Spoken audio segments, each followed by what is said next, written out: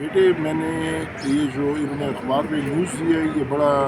غلط تاثر دیا ہے حکومت کی طرف سے، یہ نہیں دینا چاہیے تھا۔ صرف صحت کارڈ پہ تو اسپتال نہیں چلتے ہیں، ان کو اربوں روپے ہر سال ملتے ہیں۔ وہ اسی لیے ملتے ہیں کہ صحت کارڈ کے علاوہ بھی تو ان کے پاس بجٹ ہے، اسے کیوں نہیں ہو رہے آپریشن۔ آج یہ ہماری میٹنگ ہوئی ہے، آپ اس چیز کے گواہ ہیں کہ فائنانس ڈپارٹمنٹ کے پہ خود آیا، ہماری ساری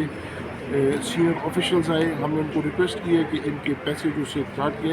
آپ کو پتہ ہے کہ ان کی ڈپینڈنسی ہے ہم پر۔ اس وقت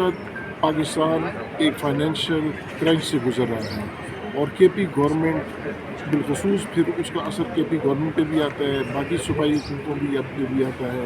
تو جیسے جیسے فیڈرل گورنمنٹ سے ہمیں پیسے ریلیز ہوتے جاتے ہیں، ہم صحت کارڈ یا جو ہماری لائبلٹیز ہیں ان کو ہم پیسے دیتے جاتے ہیں۔ چونکہ پیسے تھوڑے ڈیلے ہوئے ہیں اور صحت کارڈ کو پیسے ٹائم پہ ملے نہیں، تو انہوں نے پیسے جو ہے وہ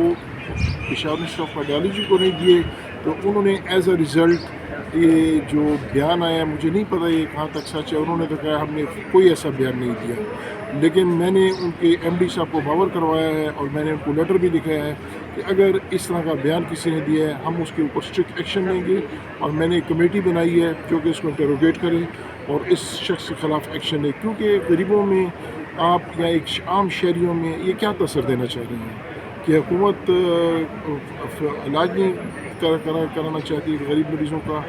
یہ بالکل غلط ہے اور ہم یہ چیز بالکل برداشت نہیں کریں گے۔ اس کے بعد میں نے ایک اسٹرکٹ آرڈر پاس کیا ہے کہ کوئی میڈیا مینیجر کسی ہسپتال کا بھی اگر پریس ریلیز دینی ہے تو یہ گورنمنٹ کو دے گا، سیکٹری ہیلتھ کو دے گا، سیکٹری ہیلتھ اس کو دے گا، اور کوئی میڈیا مینیجر کو اختیار نہیں ہے کہ وہ پریس ریلیز اپنے بھی ہاتھ میں کسی پریس میں دے یا کسی میڈیا پرسن کو دے۔ Thank you.